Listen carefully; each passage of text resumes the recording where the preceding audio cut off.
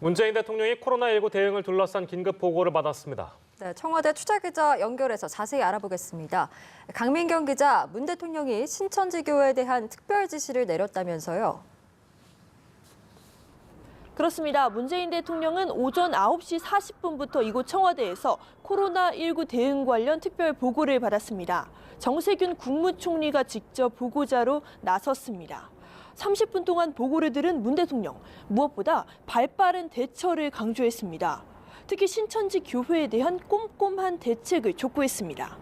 핵심 전파 지역으로 꼽히는 대구 신천지 예배와 경북 청도 대남병원 장례식장 참석자에 대한 철저한 조사를 당부한 겁니다. 신천지 교회 측이 제공하는 정보에만 의존하지 말라고도 했습니다. 이 말은 장례식 방명록 같은 주요 추적 대상까지 예의주시하라는 의미입니다. 네, 정세균 총리의 보고 내용도 간단히 설명해 주시죠. 여기서도 신천지 대구교회에 대한 세부 대책이 나왔나요? 그렇습니다. 정 총리가 우선 아침에 주재한 확대 중수본회의 관련 결정 사항을 보고를 했습니다. 먼저 나온 건 감염병 특별 관리 지역에 대한 설명이 나왔고요. 그 다음에 이어서 대구 신천지교회에 대한 추가 대책 같이 나왔습니다.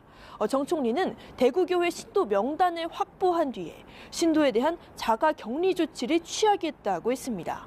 이후에는 전수 전단 검사를 실시할 예정입니다.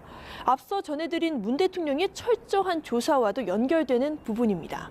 한편 코로나19 대응은 기존 단계였던 경계 수준을 유지하는 쪽으로 가닥이 잡혔습니다. 다만 중앙정부가 나서서 3단계, 그러니까 심각 수준에 준하는 정도로 대응할 예정입니다. 한편 문재인 대통령은 오전에 내수, 소비업계 관계자들과 간담회를 했다고 하는데 이 내용도 전달해 주시면요. 네, 방역과 경제 이 두 마리 토끼를 다 잡아야 한다.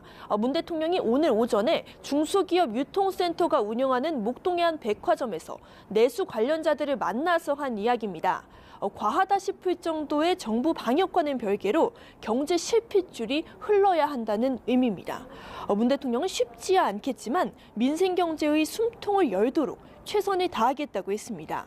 업계 피해를 최소화하기 위해서는 업종별 맞춤형 대책을 연이어 발표했다고 강조했는데요.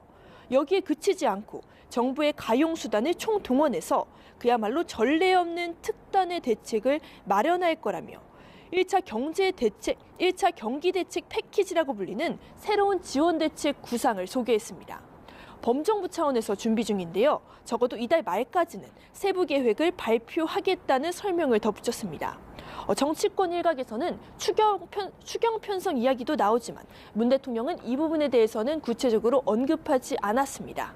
지금까지 청와대에서 연합뉴스TV 강민경입니다.